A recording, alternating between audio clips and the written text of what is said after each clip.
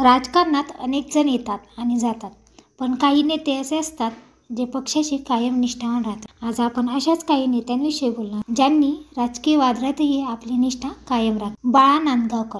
महाराष्ट्र नवनिर्माण सेनेचे बाळा नांदगावकर हे मनसेचे जुने आणि निष्ठावान चेहरे आहेत. राज ठाकरे यांच्याबरोबर अनेक कठीण प्रसंगात ते ठामपणे उभे राहिले. सत्ता आली नाही, पण पक्षाचा झेंडा खाली पडू दिला नाही. जितेंद्र आव्हाड.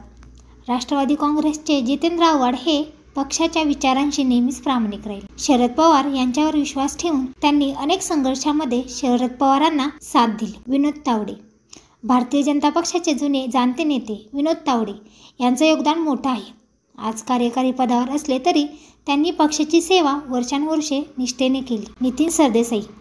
मनसेचे एक अत्यंत विश्वासू चेहरा म्हणजे नितीन सरदेसाई. राज ठाकरे यांचा कट्टर समर्थक आणि धोरणात्मक भूमिका घेणारे हे नेते पक्षासोबत कायम उभे राहिले आहेत. बाळासाहेब थोरात. काँग्रेस पक्षाचे ज्येष्ठ नेते बाळासाहेब थोरात यांनी अनेक चढउतार पाहिली, मात्र पक्षाची निष्ठा कधीच डगमगून दिली नाही. अनिल परब.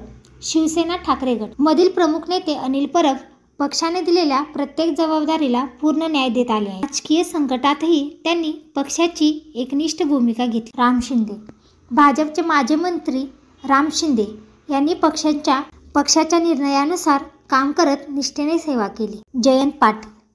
राष्ट्रवादी काँग्रेसचे महाराष्ट्रातील महत्त्वाच्या चेहऱ्यांपैकी एक म्हणजे जयंत पाटील. शरद पवार आणि पक्षाच्या विचारांशी ठाम राहून त्यांनी पक्षाला अनेकदा मजबूत केलं. हे होते काही असे नेते ज्यांनी पक्षावर आणि त्याच्या विचारसरणीवर निष्ठा ठेवली. तुम्हाला यामधील कोणत्या नेत्याचं काम अधिक प्रभावी वाटलं ते कमेंटमध्ये नक्की सांगा आणि व्हिडिओ आवडल्यास नक्की सबस्क्राईब करा.